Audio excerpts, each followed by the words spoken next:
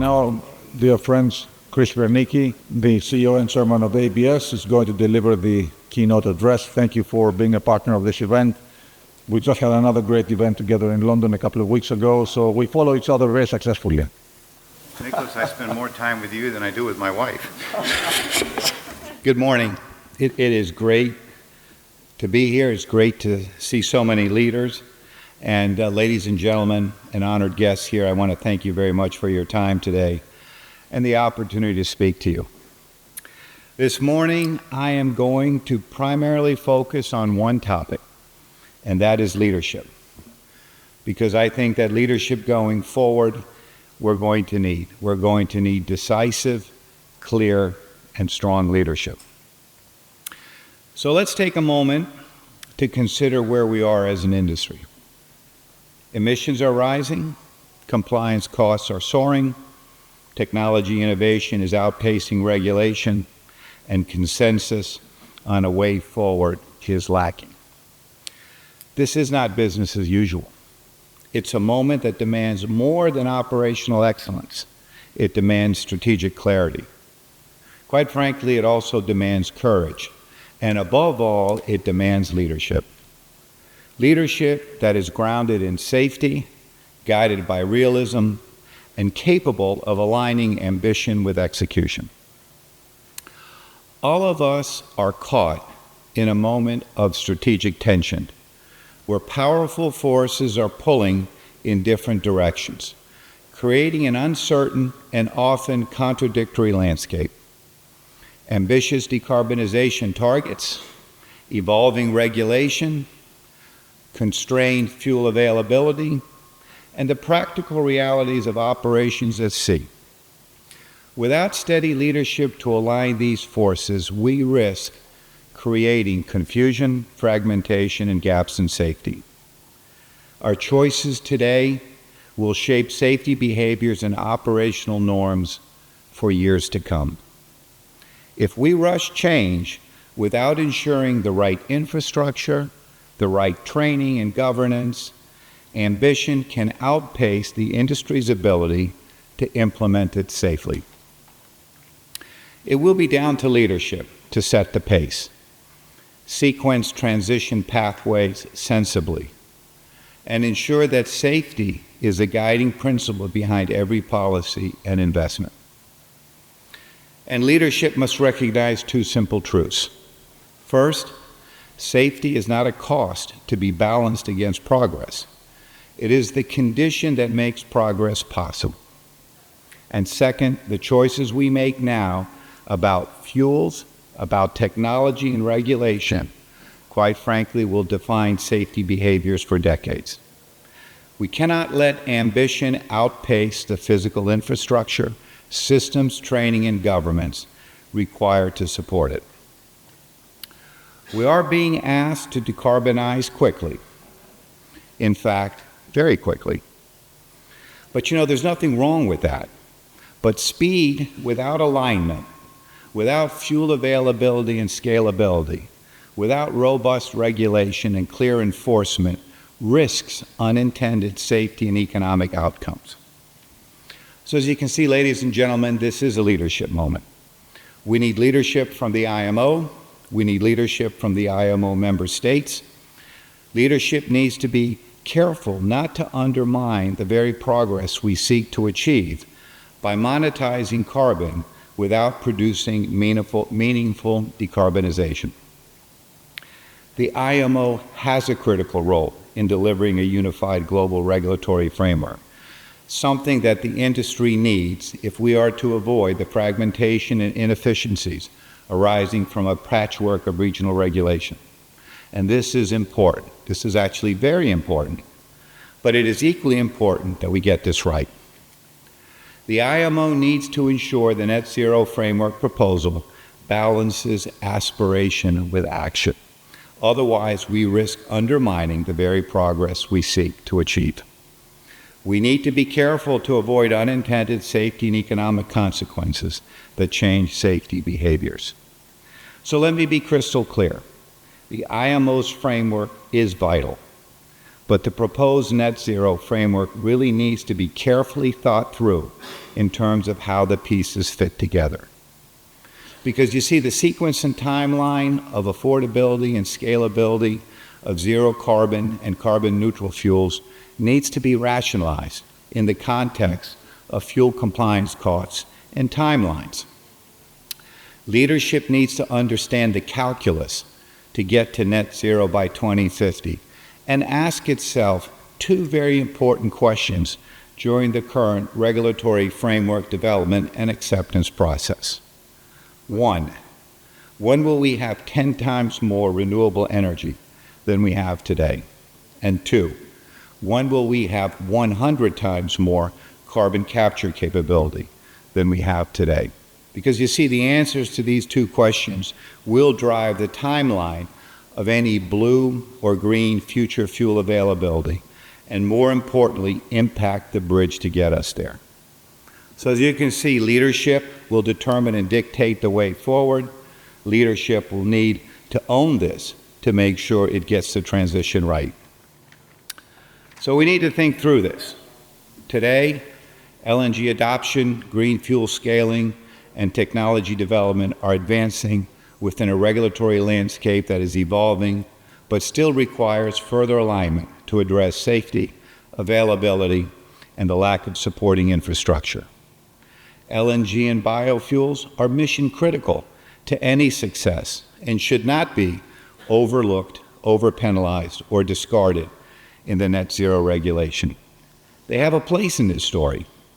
Yet LNG, a proven transition fuel, and quite frankly, a fuel in transition, faces obstacles under the current GFI trajectory. This is surely a strategic misstep.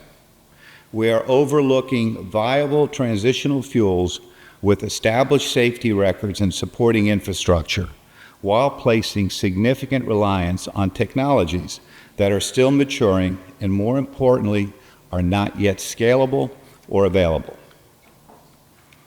As we look forward to the mid-2030s and even 2040s and beyond, we need to protect the bridge, which is LNG with methane slip controls and credible bio and synthetic e-LNG pathways. We also need to extend the runway, which is driven by energy efficiency technologies and onboard carbon capture to cut well-to-wake emissions and to prepare, quite frankly, for the end game, which could be nuclear and, of course, zero carbon fuels when they are safe, available, and scalable. Of course, underpinning all this is a foundational truth we often overlook, and that is infrastructure, not emissions, will be the real backbone of net zero. Because you see, infrastructure on its own is a 10 to 15-year term, and carbon capture and electrolysis-related infrastructure, quite honestly, hold the keys to this kingdom. Without the physical systems to support new fuels, new technologies, and new ways of working, ambition will outpace execution. So this is not a call to halt progress. It is a call to make progress sustainable by leading with safety, clarity, and realism. We can chart a course that reduces emissions while keeping people, vessels, companies, and communities secure. So how do we lead through this complexity? How do we ensure that progress is not only possible, but sustainable? Well, there's a new formula that captures the essential ingredients of maritime leadership in this area.